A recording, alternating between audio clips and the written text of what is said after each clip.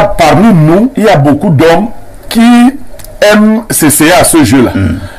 J'avais un ami en Vogada qui aimait s'essayer à ce jeu-là, celui de draguer les femmes de ses amis. Ma femme. Donc,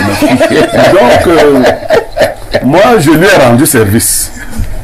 Je lui ai rendu service, j'ai dragué sa femme. Ah bon? Et j'ai dit clairement à sa femme que ton mari s'intéresse à ma femme. Elle m'a dit, je sais. Je lui ai dit, bon, moi aussi, je m'intéresse à toi. Comme il n'a pas réussi là-bas, il faut que moi je réussisse ici. Je ne vais pas donner le résultat parce qu'il risque de chasser sa femme, mais il se fait tard. Ce que je veux dire, c'est que... Ce fait de société qui vous énerve nous intéresse habituellement dans le cadre de ce programme. Si vous avez l'impression que vous êtes victime d'abus ou tout ce qui va avec, une seule adresse Info TV et nous appellerons cela la dénonciation. La dénonciation de ce jour, une affaire, une fois de plus, de Bernardo. Alors, parfait, ici, pour aujourd'hui, j'avais une dénonciation qui concernait une fois de plus, qui semble concerner un locataire têtu. Encore. Du côté de Vogada, mais je ne vais pas la donner aujourd'hui parce qu'il y a un élément que je n'ai pas encore. C'est-à-dire que je n'ai pas encore discuté avec le locataire en question. D'accord. Avec le bailleur, j'ai parlé, j'ai les éléments, le contrat de bail et autres. Mais le locataire, j'attends de l'avoir au téléphone pour avoir sa version afin de venir l'exposer. Pour un meilleur équilibre. Voilà, donc je vais prendre celle que monsieur m'a présentée avant-hier. Il souhaitait que j'en parle, mais je l'ai reporté, donc je vais en parler aujourd'hui. C'est un papa qui vit du côté de Douala. Qui a 42 ans, qui a 4 enfants, 4 filles, la première a 18 ans. Depuis tout jeune, il a de très bons rapports avec ses frères. Et il a 3 frères. Il a 2 grands frères, un petit frère. Donc il est le 3e des 4. Et donc les enfants allaient tout le temps chez les autres les week-ends, durant les congés, va chez tonton tel, chez tata tel pour passer un peu de temps. Et à un moment donné, la famille s'est braquée contre l'aîné, le premier grand frère, parce que certaines rumeurs commençaient à dire qu'il a intégré des choses bizarres, des ordres bizarres, des groupes bizarres. Lui, il s'est dit, bon... Qu'il a entré dans les sectes. Comme on dit souvent au quartier. Lui, il s'est dit que généralement, son grand frère, depuis tout petit, était un homme correct et respectable. Il a estimé qu'il n'avait pas à s'inquiéter. Et donc, lui, continuait d'envoyer ses enfants de ce côté-là. Et donc, jusqu'au jour où sa fille aînée est venue lui dire que moi, je ne veux plus aller chez tonton... Bon, je cache le prénom, ça commence par C. Je ne veux plus aller chez tonton C. Son père dit, mais pourquoi? Elle dit, non, papa, je ne veux plus. Il dit, non, mais tu vas y aller. Tu ne commandes pas, tu ne décides pas où tu vas. Tu vas y aller. Et c'était l'an dernier, elle avait encore 17 ans. Elle dit, moi, papa, je n'irai plus. Sinon, toi, tu vas aller à ma place. Et puis, il dit qu'il s'est fâché. Il a même violemment grondé. Elle est dans la chambre, il a fermé la chambre. C'est un monsieur qui vit bien, quoi. Et il lui a dit en décembre dernier que tu vas là-bas. Elle lui a dit, je n'irai pas.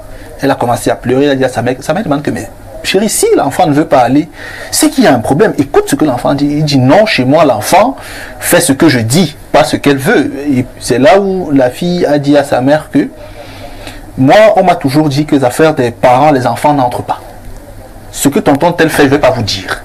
Mais quand je vais là-bas, ses comportements me posent problème. Comme papa veut que j'y aille, moi je lui dis donc que je vais fuguer de la maison. Finalement, son père a insisté. Elle y est allée, elle lui a dit qu'elle va faire 2 jours. Après 2 jours, elle rentre. Sauf que quand elle est rentrée chez son père, après 2 jours, elle était ensanglantée, le visage boursouflé, copieusement battue. Qui l'a battue? Quand son père demande ce qui s'est passé, elle lui dit, je t'ai dit que je voulais parler chez tonton tel, mais toi tu as voulu. Écoute donc, tonton tel, quand certaines cousines vont là-bas, il a des rapports avec ces cousines-là. Incroyable. Il couche avec elles et moi, il m'a toujours dit que je suis rebelle et têtu parce que quand il me parle, je dis non. Quand il me menace, je dis non. Et je ne te dis pas parce que tu es son frère et tu l'aimes beaucoup, donc de peur que ça crée des frictions entre vous, je garde sur moi.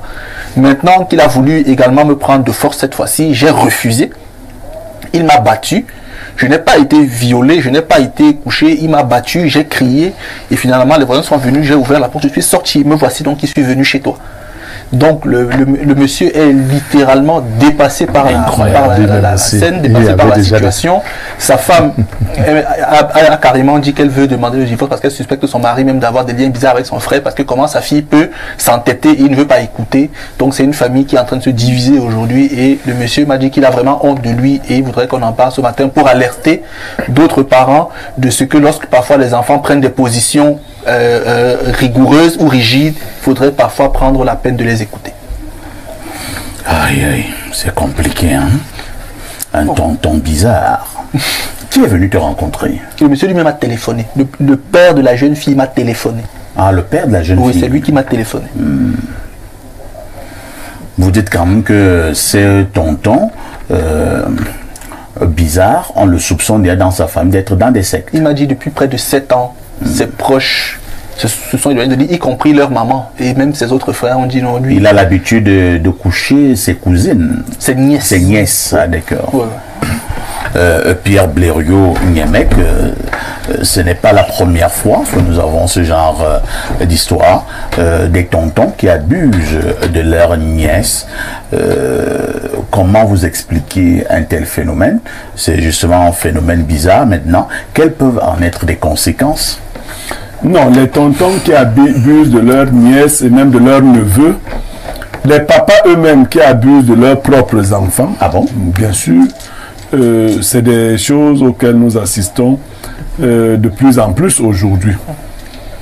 Sauf que si on met à part la diffamation, parce que vous devez savoir que dès que vous avez un certain niveau de prospérité, vous êtes soupçonné dans votre famille d'appartenir aux sectes. Et quelquefois même, les petits sorciers de la famille qui tuent les membres de la famille le font reposer sur ceux qui réussissent. C'est-à-dire, vous avez un frère là qui ne fout rien. C'est vrai parce qu'on conduit, on a le porte-tout qu'on appelle vulgairement le pouce-pouce, qu'on ne peut pas être sorcier ou appartenir même à une secte. Donc, on peut, bien sûr, on peut avoir le pouce-pouce et être dans une secte. Très bien. C'est même une couverture. On peut même te demander de faire d'abord ça comme une sorte de sacrifice sur des années. Le plus grand magicien de mon village a été fou au Nigeria pendant 15 ans. Il faisait semblant d'être fou. Non, il était fou. Et quand il est sorti de là, la première puissance qu'il a reçue, c'était celle de guérir les fous. Donc il y a des sacrifices qu'on fait comme ça. Donc ne vous dites pas qu'en famille, il faut toujours regarder ceux qui réussissent. Mais quelquefois, les sorciers sont même parmi ceux qui ne réussissent pas. Donc il y a ça. Je dis donc si on met à part la calomnie pour prendre les faits, parfois ici, ce monsieur qui est venu se plaindre n'a pas à se plaindre. Il est très léger depuis le début. Il est très... S'il nous écoute, c'est bien. Tu es quelqu'un de léger. Il écoute, il écoute. Tu es très léger. Un enfant, une fille. D'ailleurs, moi, je ne joue pas avec mes enfants filles. Si mon enfant fille refuse même de choses à lui. Oui. Parce que je nous connais. Il y a des tontons, il arrive chez toi, au lieu de regarder les escaliers où il doit aller, il est en train de faire les clins d'œil à tes enfants. Il y a cette affaire des petites filles dans les maisons. Et il y a même nos épouses même que nous avons là. Vous allez constater par moi, Pierre Blériot, ton épouse se dit toujours, je n'aime pas voir ton ami là. Oui. Je n'aime pas voir ton ami là. Oui. Habituellement, nous ne prêtons pas souvent attention. Non, il faut prêter. Si vous prêtez attention, vous allez vous en rendre compte que cet ami fait la cour à ta femme. Oui, et vous regardez ta femme, même plus le voir. Il a des attitudes bizarres. Des attitudes bizarres. Ta femme voudrait attirer ton attention. Il y a parmi nous, il y a beaucoup d'hommes qui aiment s'essayer à ce jeu-là. J'avais un ami en Vogada qui aimait s'essayer à ce jeu-là. Celui de draguer les femmes de ses amis. Ma femme. Donc, moi, je lui ai rendu service. J'ai dragué sa femme. Ah bon? Et j'ai dit clairement à sa femme que ton mari s'intéresse à ma femme. Elle m'a dit, je sais. Je lui ai dit, bon, moi aussi, je m'intéresse à toi. Comme il n'a pas réussi là-bas, il faut que moi je réussisse ici. Je ne vais pas donner le résultat parce qu'il risque de chasser sa femme, mais il se fait tard. Ce que je veux dire, c'est qu'il y a des gens comme ça, pervers. Il est avec toi, il mange de ta nourriture, il boit de ta boisson, mais il drague ta femme. Oui. Ta famille veut couronner, il veut mettre la cerise sur le gâteau. Donc, je dis, ce monsieur a été léger. La fille lui a dit de manière claire que ton frère nous dérange. Et il a poussé sa fille de force dans la gueule du loup. Pierre Blériot, maintenant, qu'est-ce qu'il y a lieu de faire? Quand une situation comme celle-là intervient dans la famille, c'est quand même délicat. Non, il faut exposer le méchant, c'est ce que la Bible dit.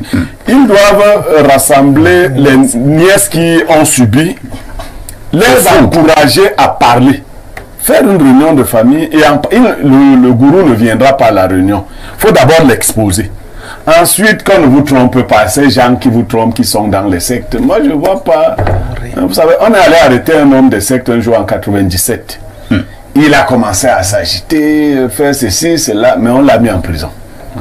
Il a fait 17 ans de prison. Donc il n'y a rien là-dedans. Vous vous réunissez, vous faites un conseil de famille. S'il y a des témoignages, des jeunes filles et autres, vous l'appelez maintenant, vous lui dites qu'on a déjà un certain nombre de témoignages. Est-ce que tu viens auprès de la famille pour qu'on lave le linge sale ici? Sinon, nous te poursuivons en justice. Bien sûr. Parce que les filles là-bas vont décrire beaucoup de choses sur son intimité, relative à son intimité. Il faut l'exposer. Bon, maintenant, l'autre danger, vous dites bien, c'est que les familles disent toujours que non, vraiment. Bon, je ne veux plus donner mon comportement. Je ne veux pas donner mes réactions. Parce que bon, moi j'ai des frères, je crois qu'ils sont suffisamment corrects. Mais si quelqu'un n'est pas correct parmi eux, je lui envoie l'information ici, que si tu tentes de violer ma fille, je te castre.